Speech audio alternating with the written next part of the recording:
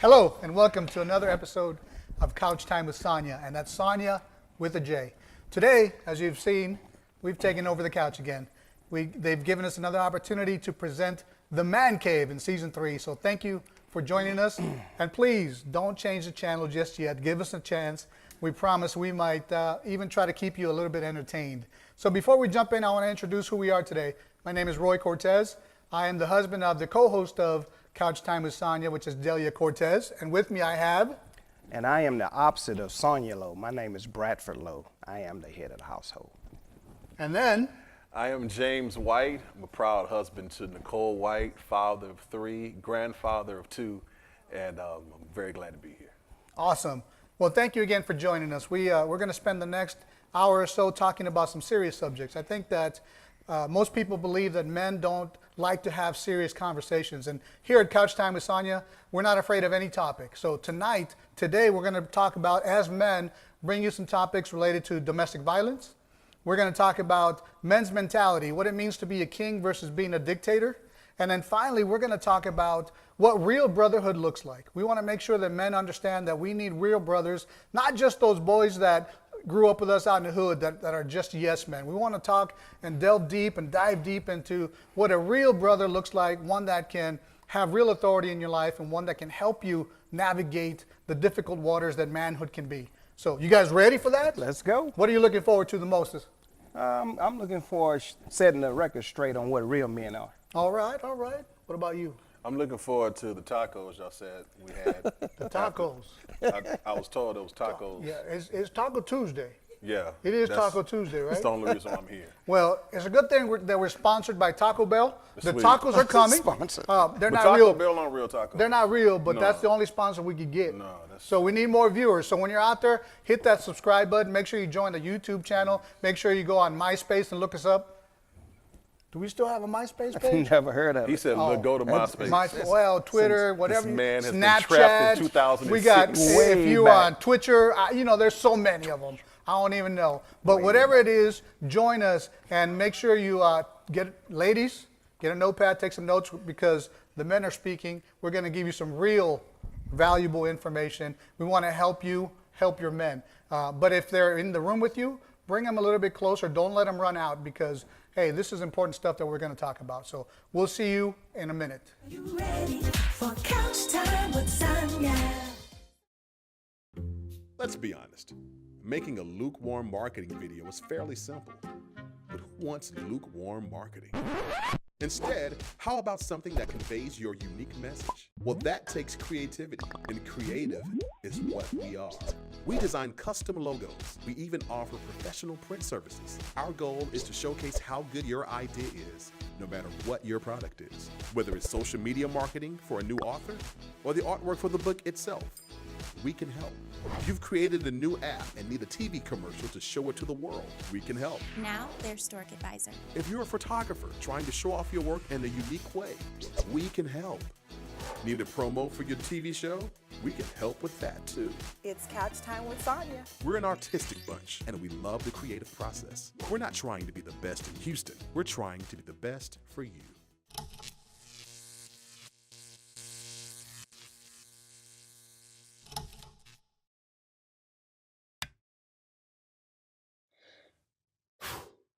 If you would like to be a guest or advertise your business on Couch Time with Sonja, I would love to hear from you. Email me. Visit couchtimewithsonja.com. CEO Delia Davis is making history by becoming the youngest African-American female to own a television station in the nation. Along with her colleague, President Crystal Holmes, these women are becoming a part of the 1.3% African-American television station ownership. Get ready for iconic television, an all-new channel coming to your TV on KVVV Channel 15.10, covering Houston's local inspiration, entertainment, health, wellness, fitness, family, visual artists, comedians, and more. Streaming 24/7 on iconictelevision.com. Be sure to stay tuned for the latest and greatest on Iconic Television, where everyone can be iconic. You ready for Couch Time with Sonja. Hello, and thank you for tuning back in. We appreciate it. Like I said earlier in the introduction, we're going to tackle some serious topics. Now, you did see in the introduction, we do like to have some fun. We like to joke around. We get along well. And that's always a good thing, but we can have serious conversations, and this is what that is right now. So please, we want to talk about domestic violence. And we know that this is a subject that is near and dear to all of our hearts. We certainly all have daughters up here, so we understand that. We all have wives, and certainly we all have mothers. So the implications really affect all of us in here. But we want to tackle this from a male perspective, in that we want to focus on what has been the role of the man when it comes to domestic violence. And clearly, men, the picture is not pretty. The picture is not pretty. It's very clear that men have a larger role in domestic violence when it comes to the statistics that we'll share and we'll talk about. But before we do all that, I want Brad to go ahead and define for us what domestic violence is, and then read the Texas statute regarding the law when it comes to domestic violence. So in the state of Texas, the Texas Penal Code, Title 5, Chapter 22, Section 2201 states, domestic violence in Texas means an assault against a family member, household member, or a current or past dating partner, including intentionally, knowingly, or recklessly causing bodily injury to another person, intentionally or knowingly threatening another person with imminent bodily injury, or intentionally or knowingly causing physical contact with another, that the offender knows or reasonably should know the victim will find provocative or offensive. Should know. Should know. And definitely should understand that the actions they're taking is Absolutely. affecting that other person in a negative way. Absolutely. What's the definition? And that's a Class C misdemeanor in the state of Texas. Which I'll put it out there, it probably should be worse than that. Well, it is. It's enhanced if you use a weapon or an object and you assault someone with it. So that would enhance it to a felony, which carries a maximum sentence of 99 years in prison or a $10,000 fine. Gotcha. So how do we define it? Well, basically, you would define it if you intentionally, knowingly causes bodily harm to another person, or they in fear of their life, or threats. Any threat. Any threat. Yeah. And domestic, so we're talking about assault or violence against someone that we know, someone that is part of our family, someone that we know, someone that's close to us. That's why it's labeled as domestic violence, right? So it's something that, unfortunately, way too many of us experience in our lives. The statistics I want to start with are 85% versus 15%. And that's a breakdown of domestic violence by gender. So of all cases that are reported, 85% of those cases are related to females being abused or assaulted in domestic violence cases. And 15% are male victims of domestic violence. So we're not saying that men are not part of or don't experience domestic violence. What we want to focus on today is the role that we've played in being the aggressor, in being the violent person that takes out whatever rage we have out on women that we know in our lives. 85% versus 15%. When you hear that, James, what goes through your mind? The first thing that went through my mind is that I'm glad I'm not in the number. Right. I couldn't be, because I'm deathly afraid of Nicole. That's another story for another day. I don't think we have, just from a whole, taken it to, and I'm trying to parse this the right way, because it's hard to generalize why men do certain things, especially when you're not a person that does those things. You never know what triggers a person to act in a certain way. But what I do know is that we haven't been raised to deal with rage. That's good. To process it the right way. I grew up in a very macho masculinity society. Like, you couldn't even wear a pink shirt where I was from. Just things that you just couldn't do, you know, and so everything was about exhibiting your control, showing that you're a man, showing that you're grown, and that anything or anyone that challenged that, then you deal with that accordingly. But where's the cutoff? You know, where's the balance? How do you value other people? Why do you have to resort to using your hands or weaponry against someone else when they don't see things the way you see them. Especially someone that you purport to love, right? It's a family member, it's a spouse, it's a girlfriend. We love them, but we're still hurting them. So where is that? What happens, Brad? You've been in law enforcement a long time. So from your experience, what happens, or how does it go from loving someone and being upset with someone to crossing that line and putting your hands on someone, to hurting someone, to hospitalizing and even killing someone? Right. That you supposedly love. Yeah. I think some of those things are generational too. You know, you grow up in a home where abuse have occurred, where a father maybe abused the mother or whatever. And so we train in our sons without even knowing it. We train in them to be abusive when they can sit down and have a decent conversation or treat their loved ones like they truly love them. And so when they get angry, they act out that anger through physical abuse. Well, and you said we're teaching that to our sons, but I also believe that's what we're teaching our daughters. We're teaching our daughters that it's acceptable for a man to put his hands on a woman. Absolutely. Because that's how we're treating their mothers. Absolutely. And we tell them, well, I love your mom, but she did something to upset me. Or, you know, she went against my word, or she did something that I didn't agree with. Right. But that still doesn't give the man the excuse or the opportunity, should not give the man the excuse or the ability to put his hands on her. I want to read another statistic here. 34% versus 2.5%, and that is victims murdered by an intimate partner. So of people murdered there's 34% of women are murdered by an intimate partner that are murdered, whereas men is only 2.5%. So like I said earlier, we're not saying that men are not experiencing domestic violence. What we're saying is that women are getting the worst end of it. And as men, we're sitting up here, like I said earlier, with daughters, with wives, with sisters, with friends. We need this to stop, and it has to stop with us. We have to be able to be the catalyst to the change that is required in this society, in this system, so that women are not seen as property. They're not seen as objects, right? They're seen as people, equal people, right?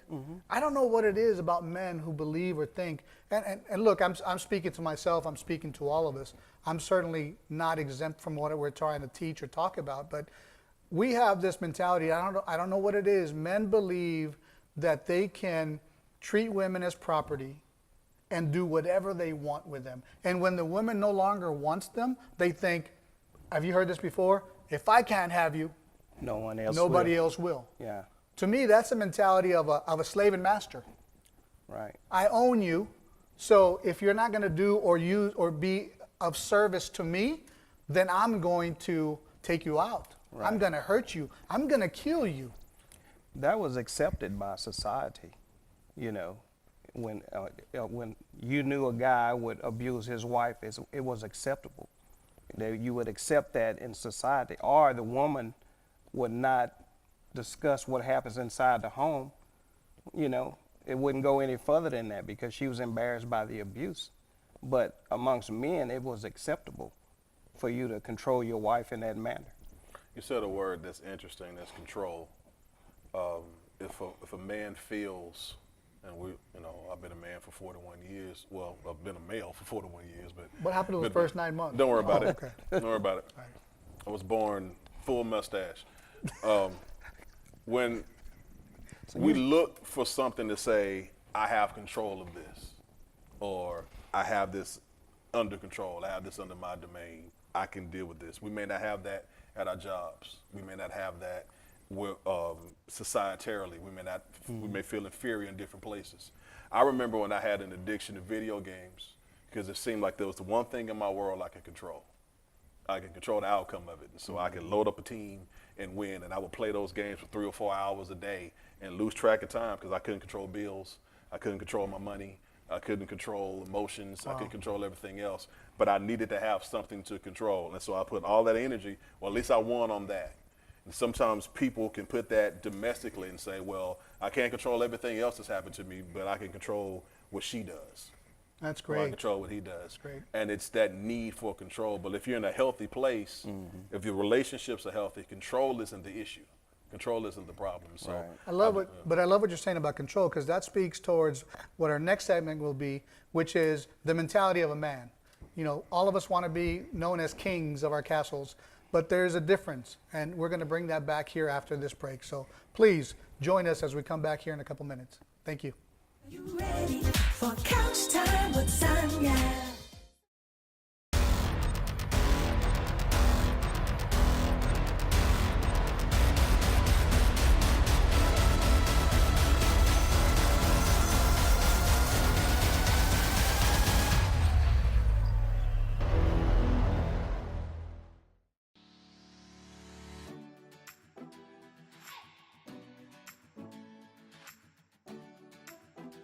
Connect with fellow millennials, creatives, professionals, and entrepreneurs within the all-new millennial community.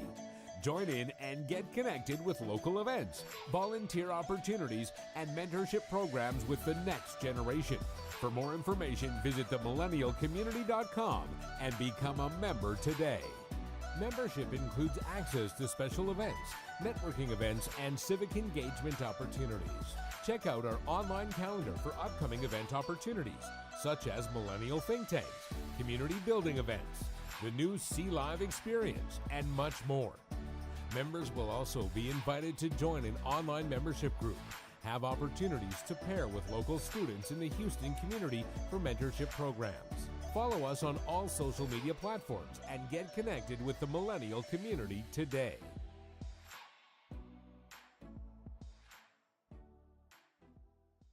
You ready for couch time with Sonja? And welcome back once again to Couch Time with Sonja. Again, that's Sonja with a J. And if you missed it, the men have taken over the couch. So hopefully you've joined the first segment where we were talking about domestic violence and the role of a man. And we're going to transition. As you heard when we finished the last segment, we were talking about men's mentality, about control, about controlling something, and using that internal desire to control something to control their women, right? And to me, that speaks volumes towards the mentality of a man, right? I think both of you probably heard this said, most of us want to be the kings of our castles. We want to be the head of the household, not just in tax season, right? That's right. All the time. All the time. All right. So, king mentality. So I call that the king mentality. But unfortunately, a lot of times we as men don't really know the definition of what it is to be a king, right? What is your definition, Brad, of being a king in your household? What does that mean to you? I would say leading your family by example. You know, being the spiritual leader of your family, loving your wife, loving your kids, and also being a protector. The protector. Protector. Guard your castle. That's good. What about you, James? Well, my desire is to be the person that my wife is proud of to bear my name. I want to be the type of father that my sons want to be. I want to be the type of man that my daughter would look for to marry when it's time for her to marry in some 20, 30 years from now. Or 40. You know, 37. I'm not in a hurry for that. Yeah. But for what they see in me, they want to see in their own lives. That's my goal. That's great. So when we talk about girls liking bad boys, the bad boy your daughter's going to like We're not talking is about you. my daughter liking anybody right now. Okay. She's Well, when we bring Couch focused on Time her season studies. 45, we'll talk about that. So on AP Human Geography. But absolutely. So, but being that example of a man, right? As a king, you want people that see you to want to emulate you. You want to lead by examples. What I hear you say, and I love what you said about being the protector, because to me, a king is someone that protects the people that he rules over, if you will, right? He protects the kingdom. He doesn't look to hurt his people, but he looks to ensure that his people are successful, that his people prosper, because if the people that he rules over prosper, so does the king prosper, right? So a protector, so I love that. Unfortunately, I believe that a lot of men have the mentality of a dictator. One that, not unlike a king, instead of protecting the people they love, they use and abuse those people to get whatever they want for themselves, right? So to me, that's the definition of being a dictator. And unfortunately, a lot of men out there want the title. It's a control thing. They want the title of being a king, but they don't want the responsibility of what it is to be a true king, right? To, like you said, to protect, to for your kids to emulate, the protector of your wife, your household, your daughter. So, this, to me, this is part of the issue with domestic violence and the role of a man in domestic violence is that we want that title of being a king, but we actually, in our heads, we believe that a king is someone who dictates over their family. Right. It's the do as I say, not as I do type of model, right? It's about power. And it's about power. Right. Power without really the authority, because if you're not serving someone well as a king, they're not going to give you the authority to rule over them. Right. But the people that believe or have the mentality of a dictator, they take the power regardless, and they'll do anything to make those people succumb to their will, right? Societarily, we've seen people grow up without knowing who they are. And when you know who you are, that dictates what you do. There's certain things that I do and I don't do because I know who I am. And whether anyone else knows me or not, I know who I am, and I know that who I am carries a certain value.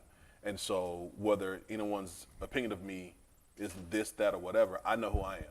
And I know what I want to reflect. So that dictates my values, and my values dictate my actions. It's important that men, fathers, villages, I was raised by multiple people. I was raised by multiple grandmothers, mothers, godmothers, people in the neighborhood. So many people invested in me to help me discover who I am, that my name was worth something, that I had value, even before they knew of my talents. That's good. That I had values. And so now I carry myself in a certain way at 41 based on who I was raised to be in the early 80s, because I was worth something. And so now I treat everything in my life like it's worth something, because if it's attached to me, my wife is worth her weight in gold. My children are worth something. And so the way I treat them shows them who they're worth, what their worth is to me. Yeah, that's good. And I like what he said, and I'm gonna come back to you, but you talked about how we were raised, right? We talked about, unfortunately, our fathers, our grandfathers, they were raised in different times, in different environments, and they could only pass on the tools that they had in their own toolbox, the things that they learned from their fathers and their forefathers before them. So a lot of times what we learn, because it's what they learned, is not necessarily the right way to do things, right? But that's all they had. That's all they could give us. So it's our job as men now, as fathers, as grandfathers, to make sure that we are providing our sons even more tools to get them to understand that that may have been behavior from the past that was learned, but it's not the right way to do it. So we need to improve upon that and make sure our kids, our boys understand that, hey, women are no different than us. We're not better than women. We're not better than any other person, right? We're all equal, and a woman should be respected that way. Yeah, I was going to say you have to love yourself first. And if you love yourself, then that'll reflect on your family, how you treat your wife and kids. And so I think that have a lot to do with abuse. When you have issues with yourself, then that reflects on your family in a physical way sometimes, and a lot of times in a verbal way. Yeah, and I want to talk about one thing that you and I talked about earlier when we were preparing for the segment was I always believed that the system is in place to serve or help a woman that's in need. And so but unfortunately you always hear stories about women that went to the police, got a restraining order, did different things, reported it, yet nothing was done, and or they still suffered the ultimate violence, which is they ended up being killed by someone who stalked them or someone who hurt them, even though they had already gone to get some help. But you gave me some great nuggets that I want you to share with the people. Tell me about that. Yeah, I was saying, even though the female or a woman or anybody that's been in an abusive relationship has done everything they could legally to protect themselves, they still have to they still have to be careful with that person. You still can't trust him, because he's going to try to get you alone, or he's going to try to meet you somewhere or talk to you or whatever. And so you just have to be aware of your surroundings. And I would never recommend, being alone with a person or meeting back up with your abuser, because all he's trying to do is just get to you, get close enough. And that paperwork not going to stop him from committing a crime.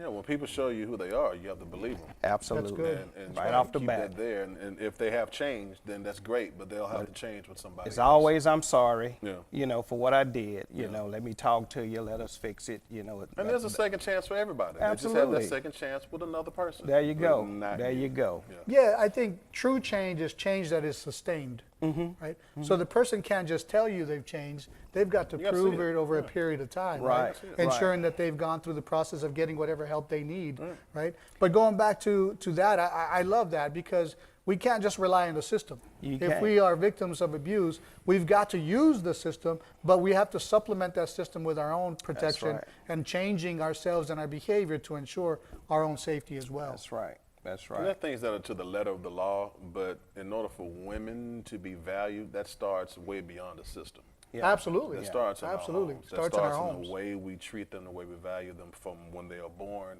and then esteem them by the way we treat others when they see us interact. You know, we can't depend on that because they have to go through some terrible things, even through the system. We need to do a better job of community of upholding and esteeming our women.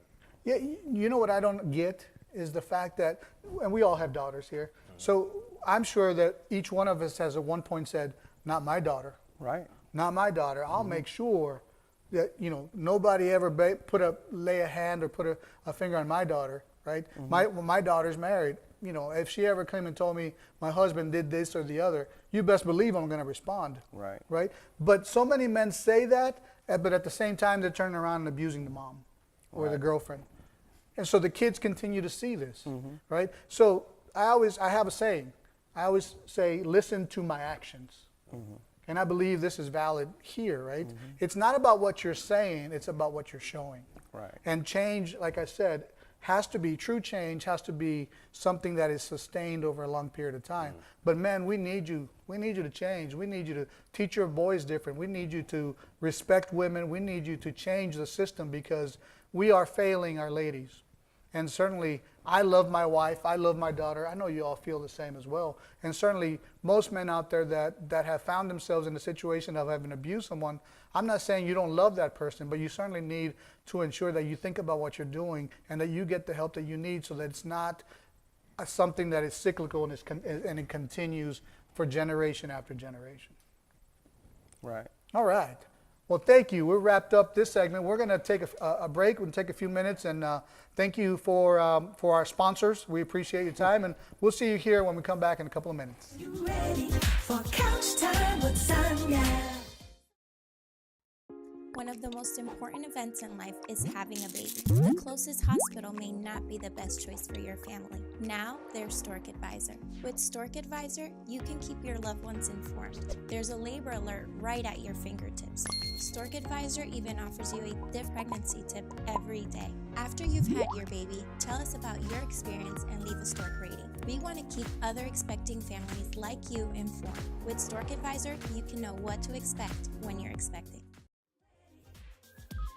I'm ready for this. Are you ready for couch time with Sonja? There's nothing complicated about our food. There are no fillers and no artificial ingredients. It's made fresh and it's made with you in mind. Simply put, we make incredible comfort foods.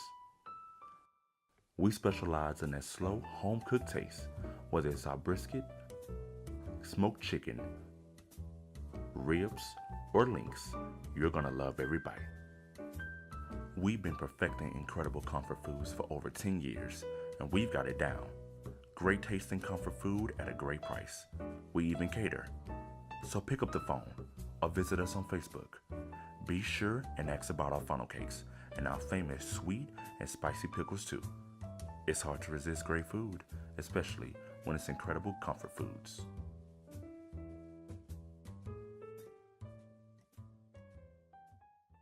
Are you ready for couch time with Sonja?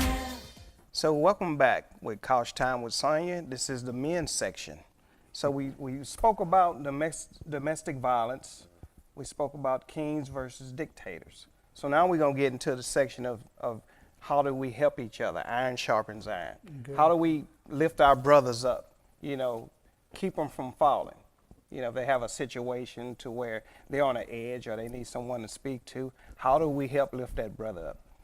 That's good. I like that because I think that we can, right? If we have what I consider to be a real brother, that if I'm about to step off or do something dumb, if I'm about to abuse my spouse, instead of following that step, if I could have a real brother that I could say, you know what, let me call Brad and let him talk me off this ledge. Right. that would be wonderful. Instead of having what I call just yes men. Your boys, that you grew up with, that, whenever you want to get into mischief, they're all in. But if you ever want to talk about something serious or want to talk about them talking you out of something, they're not the ones to go to, right? Right. And I think we all have those kind of friends. An accountability partner. Accountability partner. There you go. How do we do that, James? How do we teach our boys to do that, to take that step, to have real friends that have the authority to speak into our lives when we're doing something that we shouldn't be doing? Well, from boyhood, that's not a major thing at the beginning because you're not doing too much in adult life to need accountability to, except for stealing Fruit Loops at the time. I used to have a Fruit Loop problem where I would just steal Fruit Loops at night. Man, I see some in your pocket right now. We talk about used to. You're looking way too deeply into my pockets. Yeah, bro. I'm in your pockets. Not comfortable. I'm in your pockets. With you looking at me like that. I'm like a pocket camera. That's okay. I'm gonna look this way because I feel very uncomfortable. But as you grow, of course, you experience more in life and things of that nature. When you're a kid, you're about playing. You're playing sports, you're playing with your toys, things of that nature. But then you become more emotional and things happen in life, and you need help to process those things. Yeah. And every man wants to be able to have a system of trust. That's good. In some type of way, a system of trust of people who they can be their entire selves with and not feel judged, that they can tell the entire truth to and not be exposed. Right. And so, in voluntarily, we'll set up situations where I'll give you this, and if you betray this, then I won't deal with you anymore. Women do it too, but it's much deeper with men because we don't give out trust often. That's right. We don't. That's right. We'll hoard this in, and if I give you this, I need you to protect my heart with this, and if you don't, then it is a bruise to my soul if I'm betrayed by another man that I call a friend. That's right. Or I call a brother. And so right. developing those systems of trust, being able to being honest and sharing that honesty and giving honesty to is a key thing for us. Yeah, we're so vulnerable. You're absolutely Absolutely. right, because we've all been raised to what? Be a man. Right. Suck it up. And that phrase You don't cry. That phrase is damaging. It because, is, because absolutely. it tells you to not be honest with yourself, to ignore any feelings or any emotions That's that right, you have. that's right. Because any emotions that you have as a man is a sign of weakness, so to speak. And so it puts Right. you in a dangerous place where you can't suppress those things, and so you act out in different ways, whether it be infidelity, whether it be domestic violence, as we talked about on this show, because you haven't taught me how to process real human emotions that I have the right to have. That's right. And so we'll get into situations where we'll have brotherhood, and we'll forsake values for the sake of brotherhood. Yeah. When I was growing up, gang culture was huge, and they wanted to be brothers. Now, if it caused violence upon other people, just to have a set of boys that I'm with, because these guys have my back, they've proven loyalty to me. Well, I'm forsaking great values and morals for that sense of loyalty that I need. Right. And so we need to have that in a healthy way for us to grow and go forward. That's true. What did you have growing up, Brad? How did you help process some of those things? I had a great childhood. Even though we grew up in low-income housing, it was like the village raised us. We were held accountable by just about everybody around us. There were some things going on, drugs, violence, and everything else, but guys I grew up with, I would say maybe 90% of those guys turned out to be very successful adults because of I had a father in the home. And so a lot of my friends didn't have fathers. But the older guys taught us, we all were involved with sports. That was our way out. And so everybody in the neighborhood, rallied around us and protected us from those things. Well, and I love what you said earlier too, right? You talked about you were raised by a village, right? And we're talking about you having boys that didn't have a father, but they had your father. Absolutely. That they can rely on. And I think that's important. But nowadays, man, don't even let a teacher call home to tell mom that Johnny was a bad kid, because the mom goes off on the teacher instead of trying to address it with Johnny. That's right. Right? So we fail as parents, as men, to take on that responsibilities, to take on the opportunity to teach our boys differently, right? That's right. And we get so busy with everything else, but it's true. It starts at the home. You said it. It starts with us. We have to be the change in order to affect change. That's right. And we have to change the way we're going about it, because it's not working. And I think that there's value in having a group of men that we can call And I think women are fantastic at this. They all have these girlfriends that they can call at any moment to talk through a problem, to pray for them, whatever it may be. They have that connection. And sometimes as a man, I remember in the past, I'd sit back and think, that's really weird. They're so weak. Man, not understanding that in fact, they're stronger. It wasn't me. They're stronger than I would have imagined, right? They're stronger than me because they felt it, when they felt the necessity to have someone help them, they would seek that help. And that's not weakness, that's strength. That's Women, So my women- definition was skewed. Women are more honest with their soul than men are. Absolutely. And we do a horrible but yet a consistent job of lying to ourselves a lot. And it comes with suppressing our thoughts, suppressing our feelings, and not being able to talk with them clearly. When we can find brotherhood in relationships, like I know for a fact, I can say that Brad has been there for me in some tough times in my life, and it's never uncovered those. Right, that's and important. so that level of trust that grows with that, and he's never downplayed me as who I am. You know, you get in a tight, people have issues, people have circumstances. It doesn't make you any less of a man that you're going through a tough spot in your life or the world has hit you in a certain way. But when you can find another brother that can lift you up and still esteem you as who you are, That's right. that means the world. And that's key too, James, because you have to recognize that in men. You have to, when you see it, you have to address it. You know, I'm not gonna let my brother fall. That's Or good. he's not gonna let me fail it. You know, if he see I'm roughing my wife up or talking to my family crazy, he's gonna step in. I already know that, and you're gonna do the same thing. And so that's what we have to do as men. And that's not the role for just every man to hold, right? Right. It has to be the right man. 'Cause, Absolutely. I mean, I've heard The wrong stories. guy can't approach I've heard you like stories like, I have a drinking problem. Hey man, I'm about to drink. One beer won't hurt you. Don't worry about it. Go ahead, bro. Right. No, that's not what I'm trying to hear. No. I'm trying to get you to hold me accountable. So you got to have the right man for the job. Right. And it could be one, could be two, hopefully three, and maybe not that many. But we all need at least one or two men in our lives that is going to speak truth. Because I will tell you, we cannot come out of this domestic violence issue. We cannot change our behavior as men if we don't help each other. If we don't acknowledge the fact that it's partly our fault and we need to take accountability for ourselves and we got to take accountability for our brothers. That's right. Because we had to do this together. Absolutely. Absolutely. Well, thank you so much for joining us in this episode of Couch Time with Sonja. We really, really appreciate you. The Man Cave is alive and well. We are 3 Gs sitting on Sonja's couch, but giving you some knowledge. So we appreciate your time. Thank you so much, and we'll be back. For Couch Time with Sonja.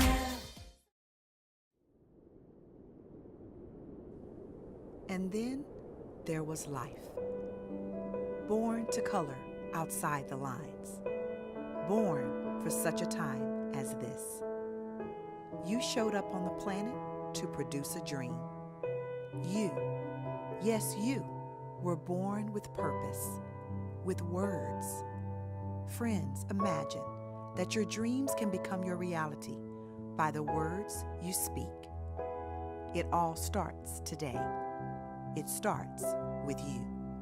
Creation, formation, transformation, all begin with change. The battle is in your mind, but your voice is your weapon. Speak life, believe, prosperity, creative, daring. The best way to predict your future is to create it. Your future is unwritten. Let's begin writing today. Your words create your world.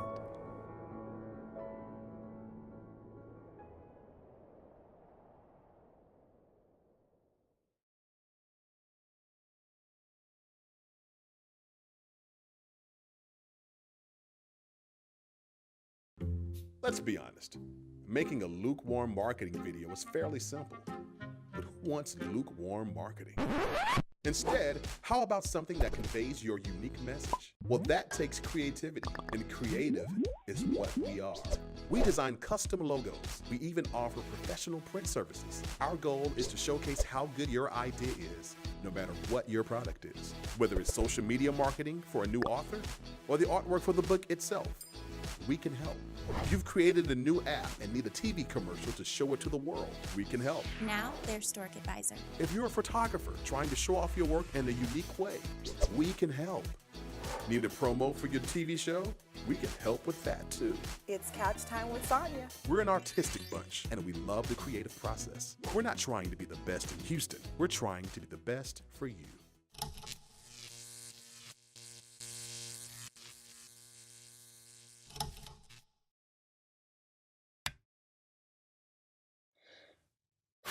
Are you ready for Couch Time with Sonja?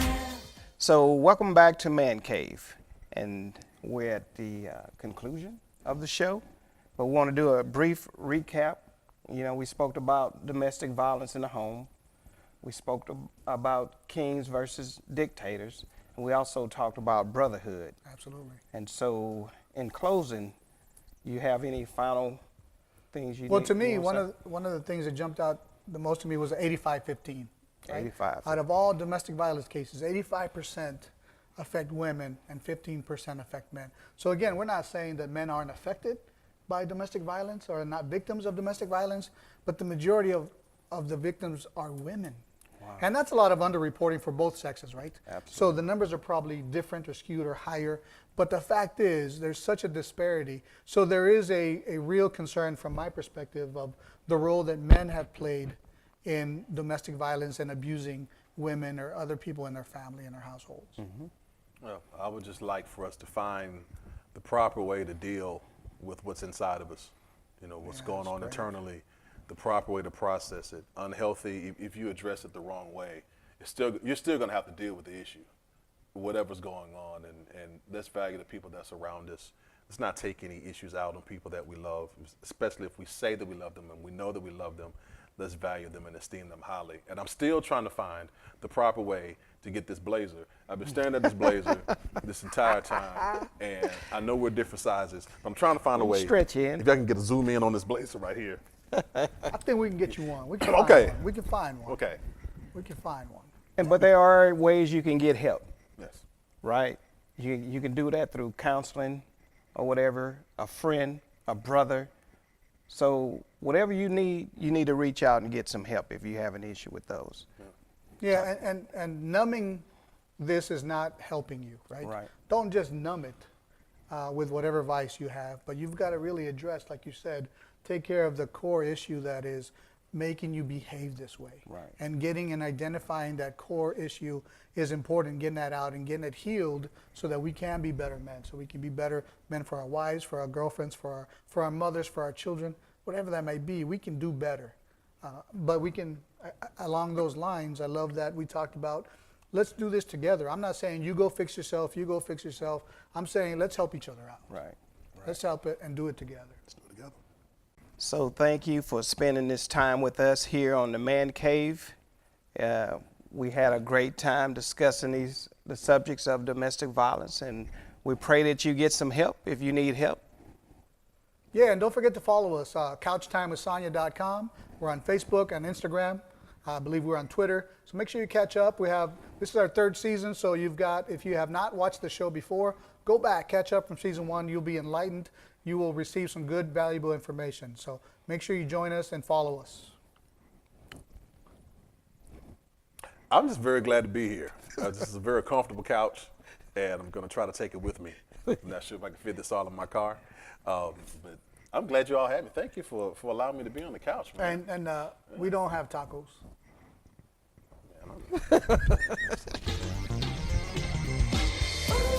I'm ready. I'm ready for this. Are you ready for Couch Time with Sonja? I'm ready. I'm ready for this. Are you ready for Couch Time with Sonja? Sometimes you need to hear something that will help you grow, or maybe need a break, refreshing for your mind and soul. Well, take a seat, 'cause we got what you need and more.